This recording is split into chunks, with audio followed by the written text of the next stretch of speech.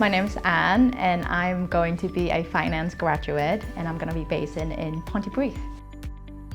I came across the advertisement of the scheme and I was really amazed by how holistic this experience is going to be for me. I'm going to be able to integrate,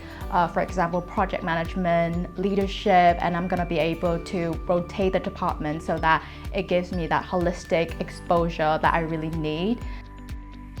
The grad scheme is actually really cemented in my head that I really like doing work on disabled access to transport and integrating different modes of transport, and it's gone from learning about those at the start of the grad scheme, from this is what Transport for Wales does, this is the services that we run, to now I'm helping to actively influence those policies through the things that I write, the things that I develop, and the experience that I have of using the network.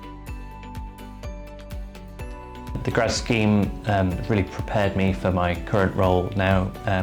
giving me a really good introduction to all the different kinds of work that we do in transport planning and development.